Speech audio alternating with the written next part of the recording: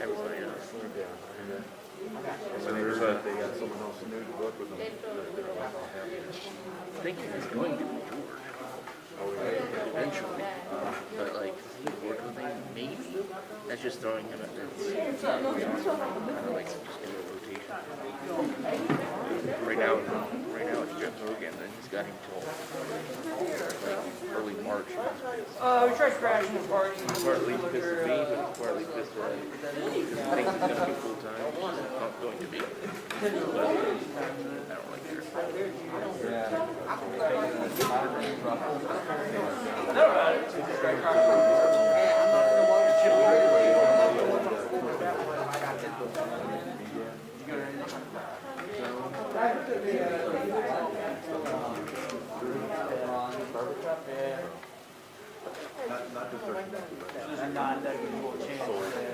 Yeah, they wouldn't. Yeah.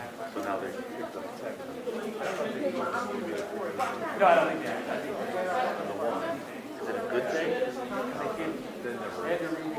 It never. It really, unless you're like, oh no, like NBC audience, everything from that. I'm actually mad at Mountain Dew apparently paid playing all the barbers there $1,000 free haircut. When? Wednesday to Thursday. Yeah, when coming back, when Christina's leaving, and Al's leaving, I'm gonna come back. At this point, I'll lose out on a decent amount of money at some point.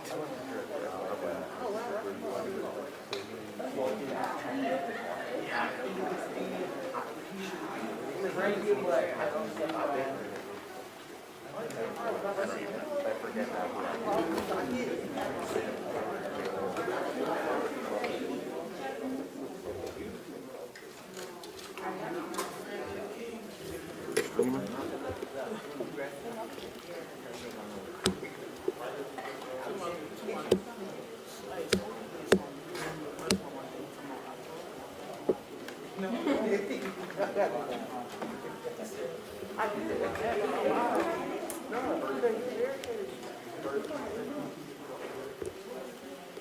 It's a little winded out there.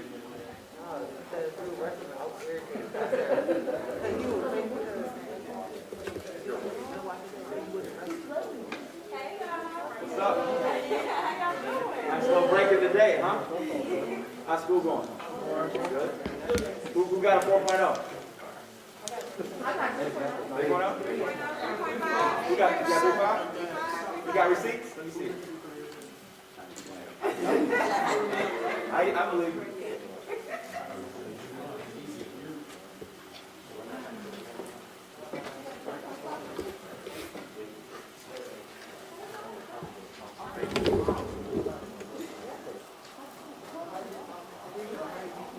You guys all in the same grade? 4. Unless they change it. Yes. I've been out of school for about. Hey, is there a way I can call you back? Okay, thanks. Bye.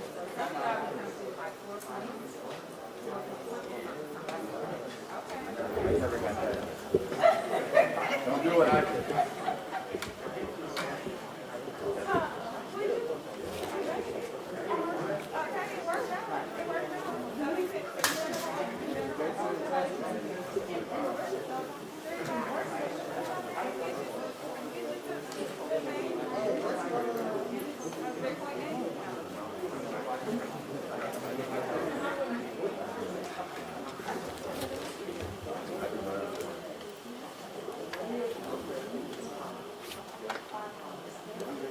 Be all in your way. Only when you walk over there.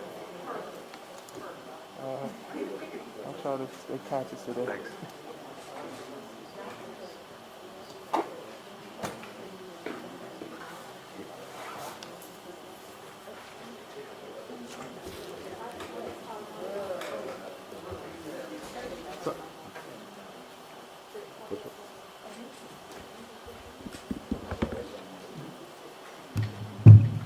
So, Good afternoon, and thank you all for being here. Before we get started with the proceedings, we're going to ask if you can mute your phones so that we don't have any interruptions during the conference.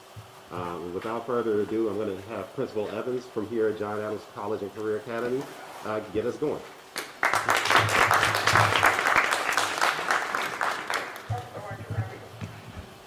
Thank you, sir, and good afternoon to everyone. Just want to take a moment to welcome Councilwoman Brown and Mayor Bibb and both of your teams here today. Councilwoman Brown is a John Adams alumni, class of 1993.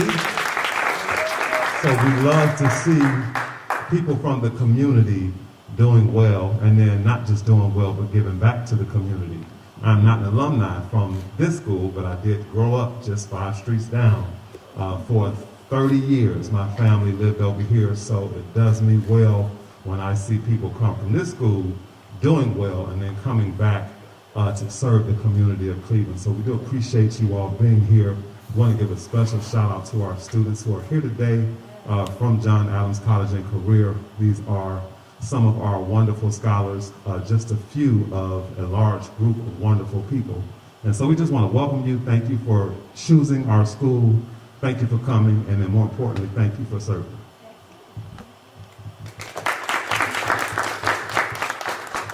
Thank you, Principal Evans. So good afternoon again. I should have started the introduction with this, letting you know that my name is Gerald Torbert. I am the campaign manager for Congresswoman Brown, and we are grateful for Principal Evans, the CMSD family, and the community for being here and allowing us to share our major announcement with you today. This place, John Adams College and Career Academy, is near and dear to Congresswoman's heart. As Principal Evans said, she is an alumnus of this school, and she's thrilled to be back here sharing news about her campaign experience and the campaign trail with you all. Mayor Bibb, additionally, I know grew up on the southeast side of the town, and he's grateful and happy to be back at this gym celebrating and making this announcement with you all. Once again, I'm Daryl Torbert. I am not going to be here to bore you. I know that folks are here to see Congresswoman Brown and Mayor Bibb and hear the announcement. But prior to us turning the show over to Congresswoman and Mayor, we have 2 of your students here that are going to make introductions for them and let you know just a little bit more about them and what they're going to accomplish and what they hope to accomplish moving forward. So with that, I'm going to turn it over to Sincere, who I know is going to do a quick bio and introduction of herself. And then once Sincere is done, Lionel is going to come up here and follow up. So thank you all for your time again today.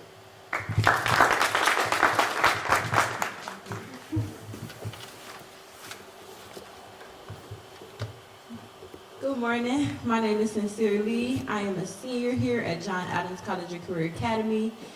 After graduation, I plan on attending Kent State University to major in early childhood and minor in business, so I can have my own daycare right around this area to help the community and others.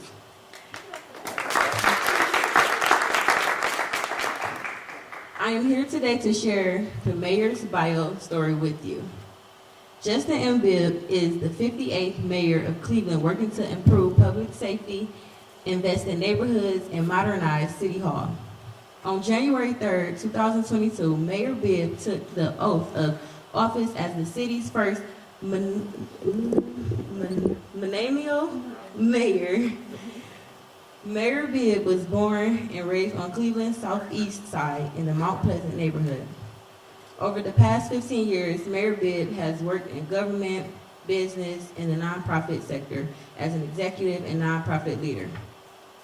He started his career in public service working for President Obama when he was in the U.S. Senate and later at Cuyahoga County as a special assistant advising on education and economic development policies.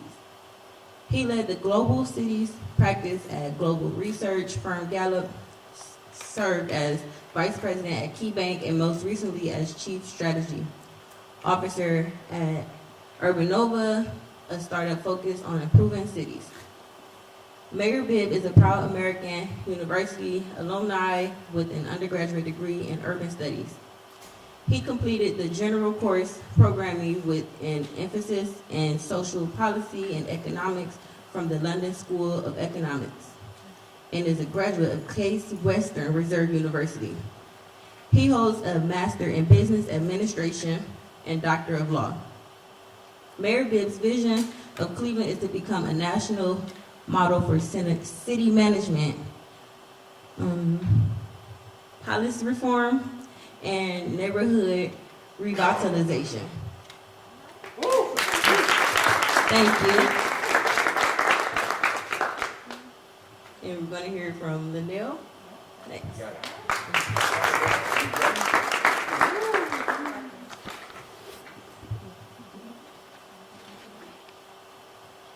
Good afternoon. My name is Linnell, and I'm a senior here at John F. College and Career Academy. And after graduation, I'm going to college at Youngstown State University to major in computer science, programming, and cybersecurity. I'm here today to share the Congresswoman's bio with you.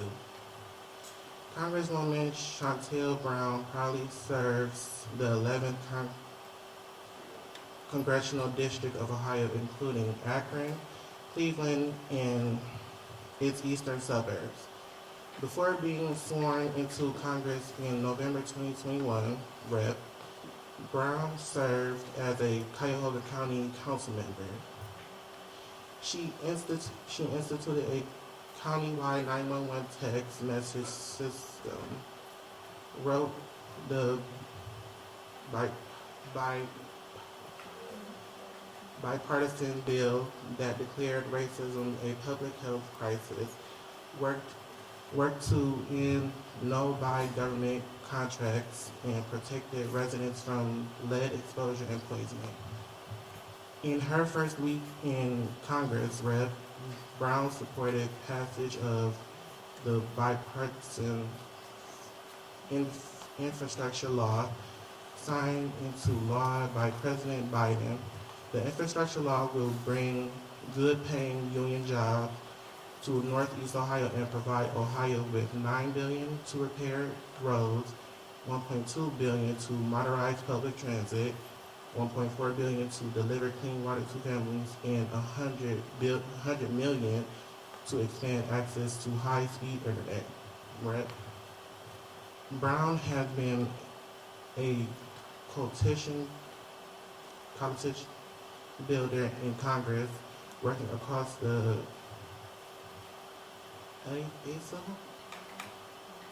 aisle and across the party to introduce legislation to improve veteran health and expand access to school meals.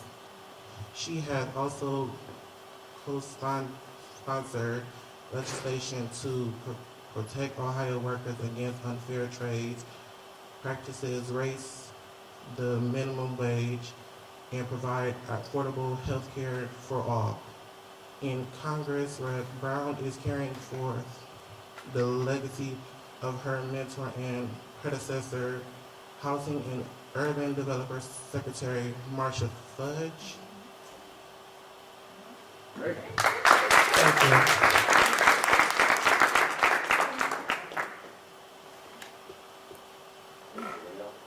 you.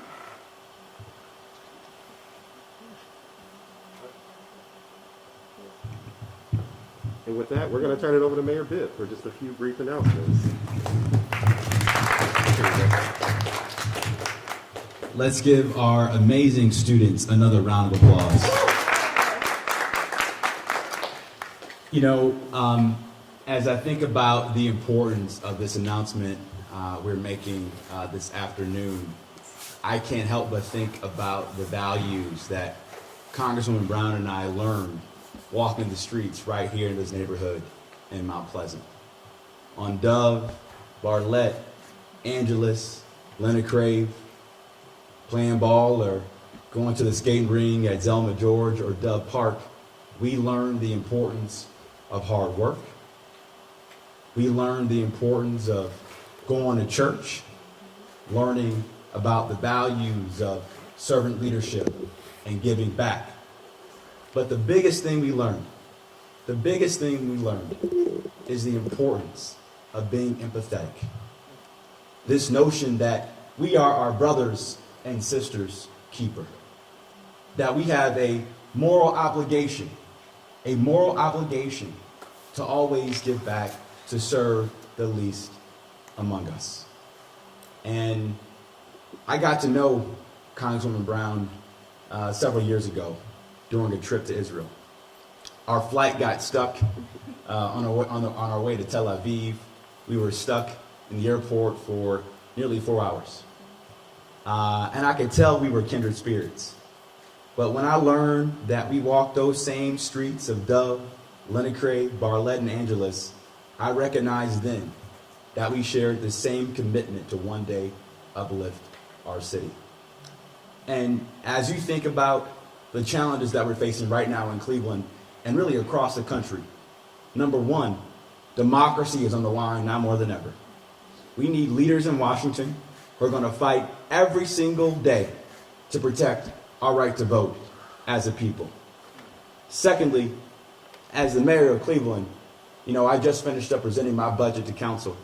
And I'm here to tell you this. Without Congresswoman Brown's leadership and President Biden's leadership, we would have not gotten our fair share of resources in terms of infrastructure dollars to fix our potholes, fix our roads, and fix our bridges. But more importantly, we won't be that city of opportunity unless we have a strong voice in Washington that's going to fight for Cleveland every single day. And I know as mayor, I can't do that alone. And I'm so happy that I not only have a congresswoman, but a sister and a friend that goes to Washington, D.C. every single day to work with President Biden and our other leaders in D.C. to make sure that Cleveland gets its fair share of resources. So today, I'm here to announce wholeheartedly my endorsement for Congresswoman Brown to make sure she continues to be our champion in Washington, D.C. Congresswoman.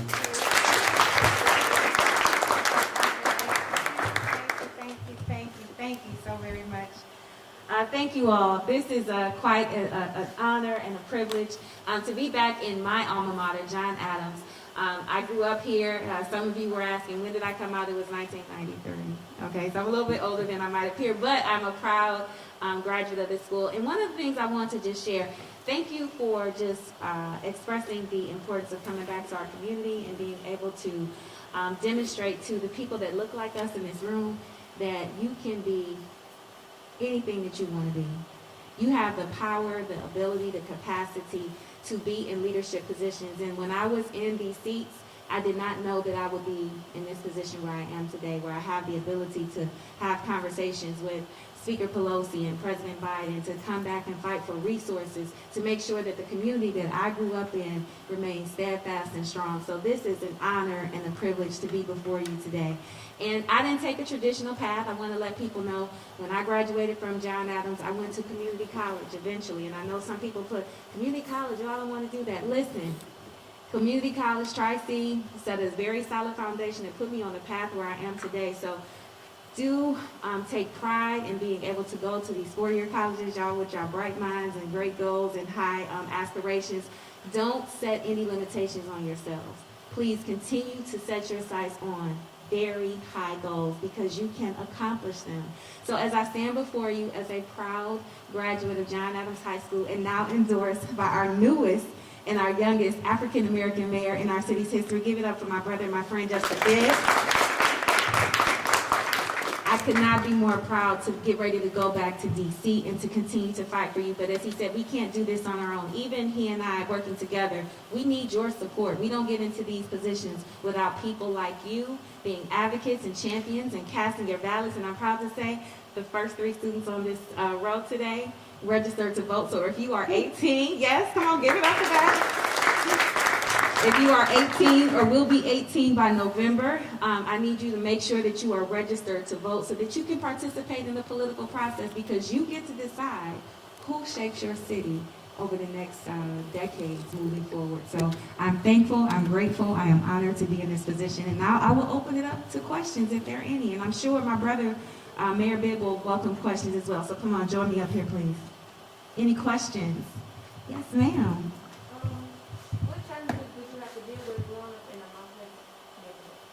So the question, what challenges did I have to deal with growing up in the Mount Pleasant area? So I grew up a little skinny tomboy, and so I got picked on a little bit growing up, but it built character. It made me recognize that we're all different, but we all want the same thing, and that's to be accepted and treated with kindness and respect.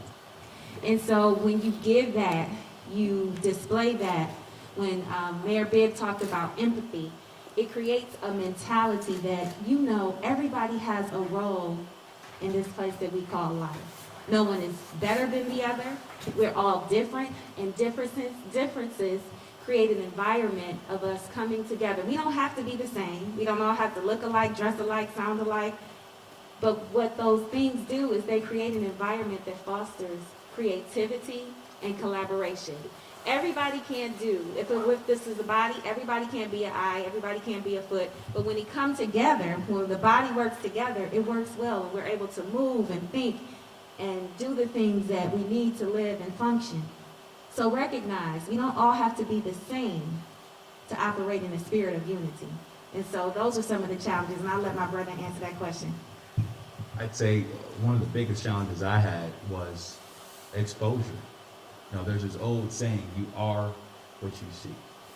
And thankfully, I had places of refuge, like the Mount Pleasant Branch Library on 21st Street, like being in the church choir at Greater Love Missionary Baptist Church. That really gave me a lifeline to know that there was possibilities outside of my neighborhood. But one of my mandates as your mayor is to make sure that on these streets, on Dove and Anderson Bartlett, you see real opportunity. That we make this a city, particularly in Cleveland Southeast Side, as a place you want to come back to when you go off to college, versus going to Atlanta or DC or New York or Chicago. And so that's why having a champion in DC like Congresswoman Brown is going to be so important, to make sure we can get every resource we need to bring back good paying jobs and good opportunity right here in Cleveland Southeast Side.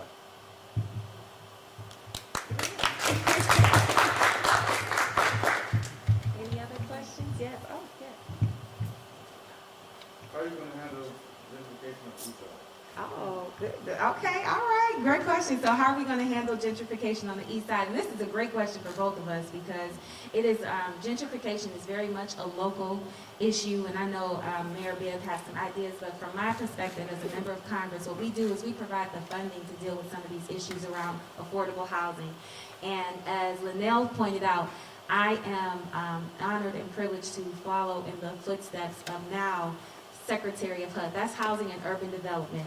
So we have a person from our own community, and Secretary Fudge, in a position to deal with gentrification, to be able to pour some resources back into our community so we can invest in affordable housing. But I will yield to Mayor Bibb to expand a little bit more on his vision on how to deal with gentrification, specifically here on the east side. It's a really thoughtful and important question. This issue of gentrification is not just a phenomenon we're seeing in Cleveland, but it's a national phenomenon. And one of the things I believe in, I don't know if you're a Nipsey Hussle fan, but I believe that we got to give people the tools to buy back the block, right? So that our neighborhoods look like our community. And in Cleveland, for a long time, we've had a policy where it's been one size fits all, right? So instead of having policies and investments that reflect the needs of Dove, Leonard Crave, and Angeles, we're just putting out incentives that are broad-based. So one thing we're taking a look at right now with City Council's support is how do we think differently about things like tax abatements and incentives, and how do we hold our banks accountable to make sure that they are lending in these neighborhoods. Did you know that we grew up in a neighborhood that's been redlined year after year after year? So essentially, banks have no real incentive to invest. But we bank with a lot of these banks. City of Cleveland does. So my philosophy is this: if you're going to bank with the City of Cleveland, you got to invest in these communities, particularly communities that look like us. And I think that's how, over time, we start to address the issues around gentrification. Because I'm not anti-wealth, I'm pro-wealth for our people and our neighborhoods. That's what I'm about.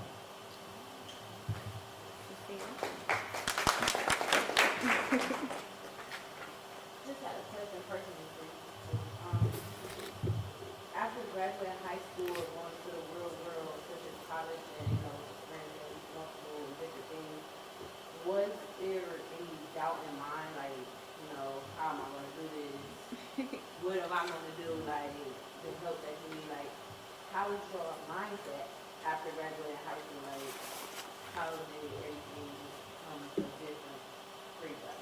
Thank you, Sincere. So for me, I have always been blessed with opportunities in the professional world to be in like sales and marketing, which I think gave me a lot of tools to deal with different backgrounds. When you are in sales, one of the things that they teach you is that you never really say anything bad about a competing product, because that could be your bread and butter the next day. You're in your commission sales, so you don't want to be talking about this microphone is bad, and then somebody come back next week and be like, this microphone is good. But I'd be like, well, you said last week that it was bad.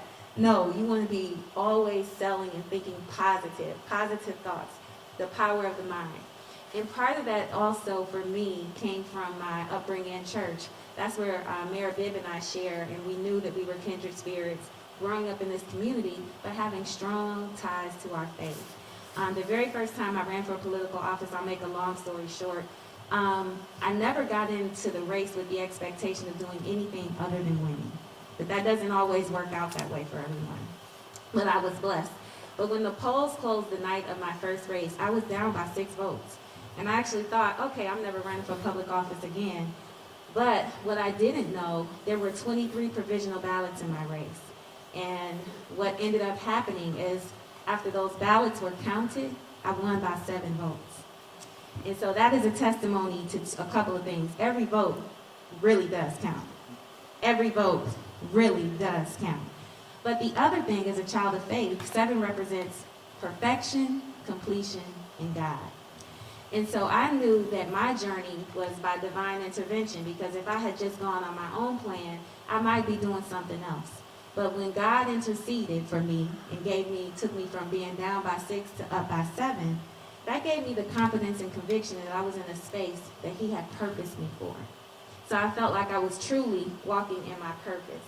And that gave me the foundation and the moral compass to do this work that I purposely described as public service. I didn't do it to make a living. I did it because I wanted to make a difference. So find your purpose, find something that you want to do to make a difference.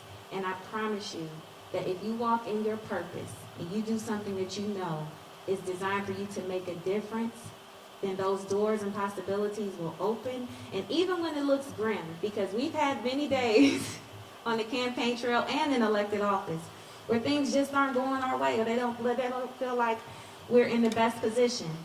But you have to know that deep inside of you, this is what you were called and destined to do. And every day is not going to be perfect. Every day is not going to be easy.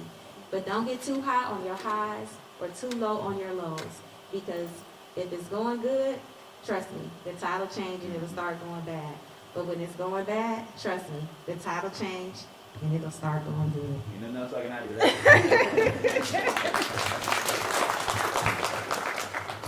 One more. Was there? Question? Yeah. I know you plan on having a court option on talking to Oh, absolutely. So one of the things that we're looking at in my administration is having a 4th option when you call 911 around mental health. Because as many of you know, a lot of our brothers and sisters and cousins and neighbors have a lot of trauma, a lot of stress. And we have a mental health problem in not just Cleveland, but across the county.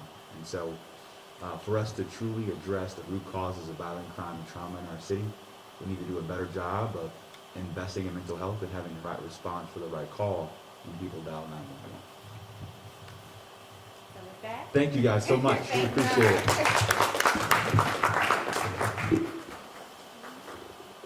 So I'm going to, I think this